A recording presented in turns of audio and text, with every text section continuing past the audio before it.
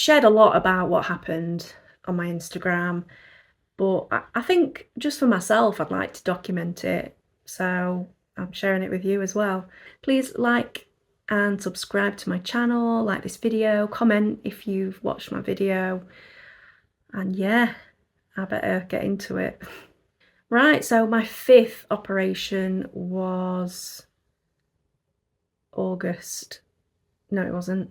It was June 2022. So Leon came with me, and on the way to Bad Belzig, where I had my surgery from Berlin, there was a fire and the train that we were meant to be getting was cancelled, and it was just chaos. It was awful.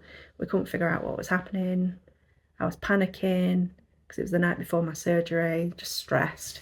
We managed to get there. I can't remember how. I think it might have been a coach or a bus. But yeah, we got to Airbnb and just felt off. And I'm not suspicious. I'm not that kind of person, but everything just felt off and I was stressed out. Went for my surgery and we were doing the usual. We were planning to finish my abdomen, my chin, and then touch-ups on all my legs. And hopefully this would be the last liposuction. I did need skin removal, but I was going to deal with that another time. A lot of this is secondhand information from Leon because I can't remember a lot of it. But I can't remember coming round after surgery. Usually I could remember being in recovery or, yeah, I can't remember where I woke up. I can't remember. My surgery was on a Wednesday, and obviously I'd have come out on the Wednesday, and I don't remember any of Wednesday, coming out of surgery, any Thursday. I know, well, Leon told me that I sent him a voice message and I was like, can you pick me some stuff up from the shop? Usual, thinking of my stomach. So I was obviously conscious and I just can't remember it. But I was complaining of stomach pain. It's probably a good thing that I can't remember it. But I remember it. I couldn't move my body as well on that side, but only briefly I can remember it. The next thing I remember was having a scan. I believe it was probably a CT scan. I remember Dr. Giv being there and Leon. I remember being pulled across onto like a bed that they were going to put me in, and I screamed. I can remember just howling with pain because of my abdomen. Oh, it's making me want to get upset.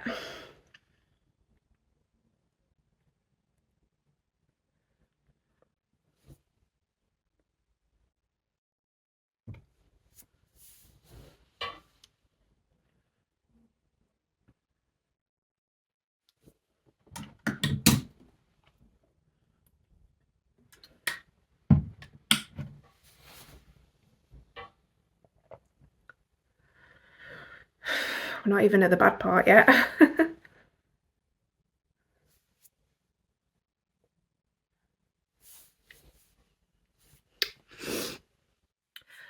There's nothing wrong with me getting upset. I just want to, yeah, talk about it. So yeah, I remember that. I remember going in for the scan.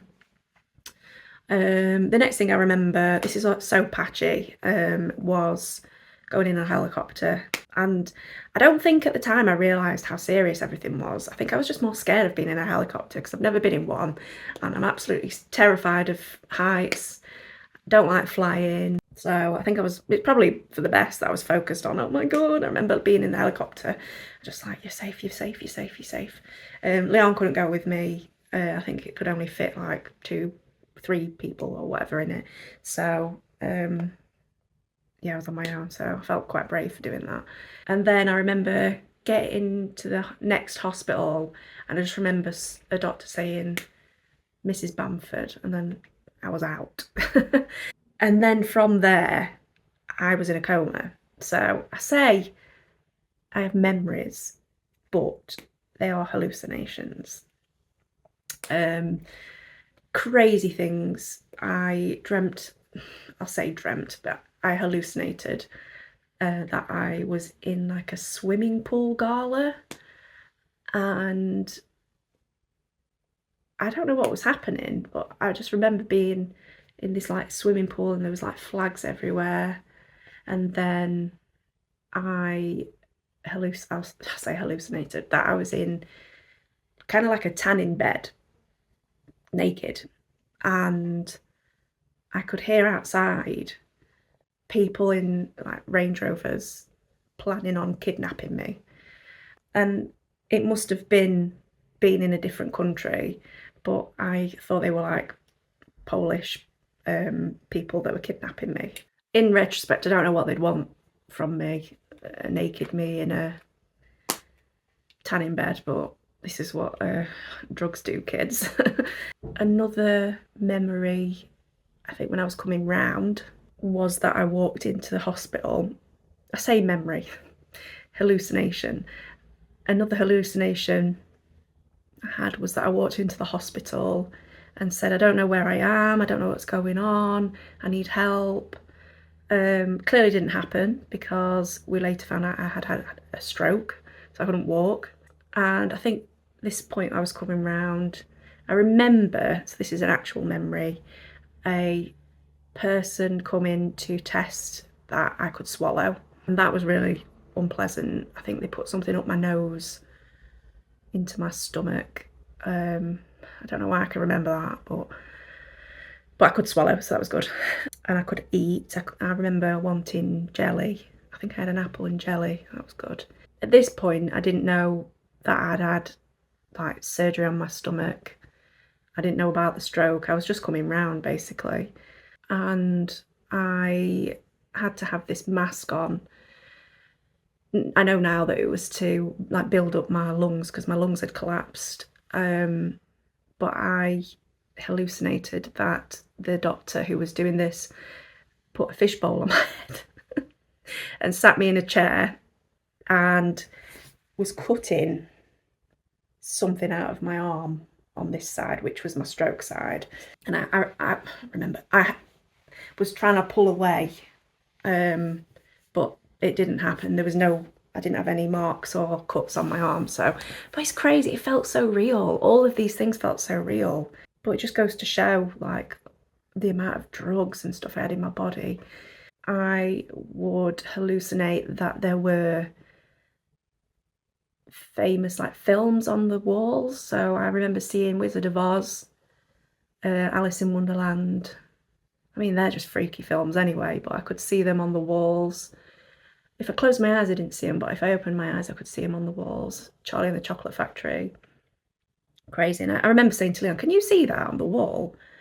And he was like, no. I was like, yeah, it's there, I can see it. And then I was like, can you see the clock spinning around really fast? And he's like, yeah, I can.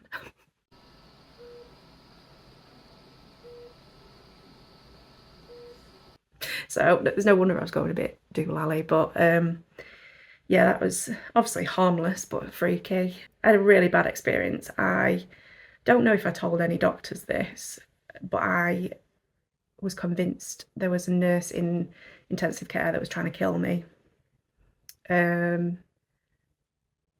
won't go into that too much because it's a bit scary, but I just want to say I know that she wasn't trying to kill me, but with all the drugs in my body, I don't know if it was just a personality that made me feel unsafe. I remember she was quite aggressive. She was wrapping my legs once and she was quite aggressive with it. And then when she was in the room another time, I hallucinated that her friend came in with a baby and they were just like hanging out in my room. So I really can't trust my own memory on these things, but that aspect of it really.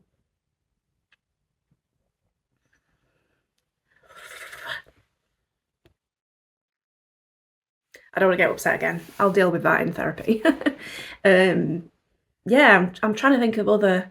Oh, there was one time where I hallucinated that the hospital staff were having a party and I thought I was in like a haunted house. Everything was gothic and black. and I thought I was in Romania. And I remember texting Leon, and I actually did text him saying, I need you to get me out of here, I'm not safe, they're having a party. And then I must have fell asleep because I like imagined the police showing up, but obviously that didn't happen. But that was weird because it all felt so real. I suppose this is the point of hallucinations, is that you think they're real. I hallucinated that there was a helicopter flying above the hospital that was like, sounds crazy, but it was real to me. They had like a magnet and they were trying to like lift me up out of the hospital bed. And it's insane because I feel like I can remember just everything around me like flapping, like there was a helicopter there. I'm sure if there was a helicopter there, the staff would have helped. So it's definitely a hallucination. But that was crazy. I mean, there's all other things I can't even explain. I can't put into words what I remember I thought happened. Yeah, like I remember there was like an Instagram story feed going through my mind. Crazy. Anyway, yeah, so I remember all this happened in intensive care. I remember waking up one morning and just looking at the room, I was like, why have you moved me? And I was just looking around, I was thinking, I was in a different room and I was talking to this nurse. Fortunately, he spoke English because obviously I was just off my tits. I didn't realise I was in a German hospital half the time. And he was just so confused. I think he must have just come on shift.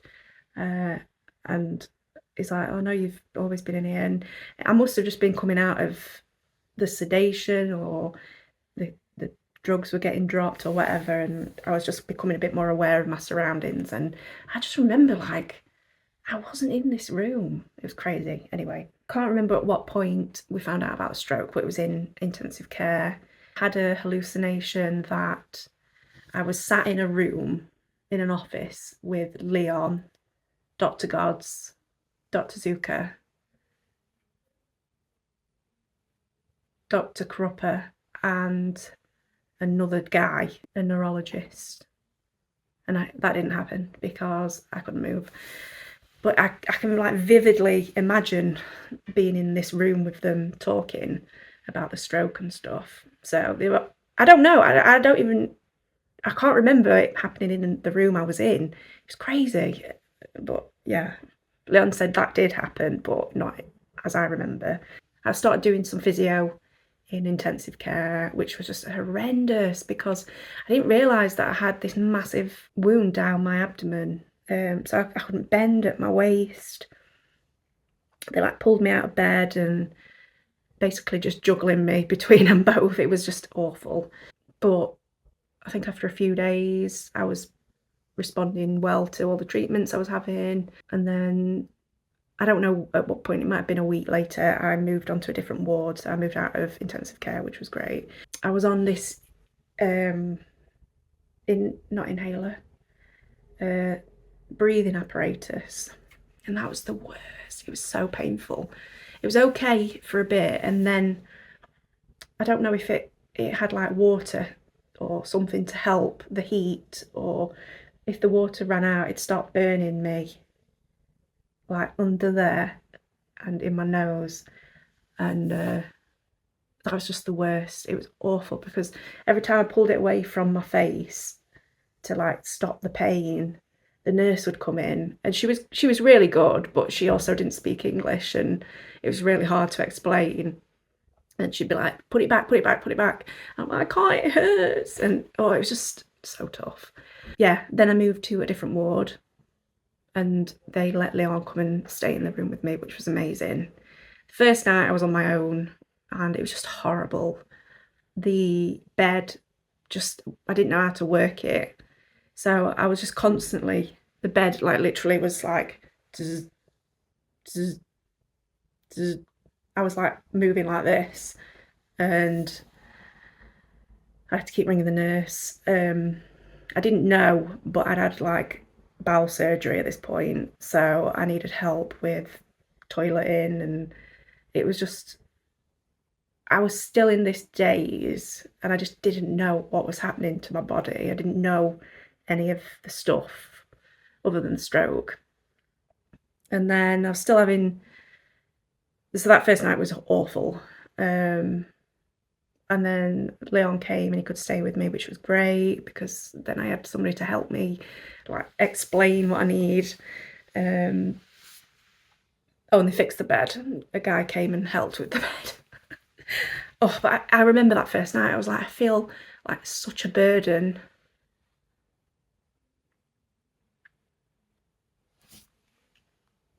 Yeah, I've just never experienced needing so much help to do stuff. And again. Hi everyone. Yeah, I thought we were doing that. No, we're not gonna.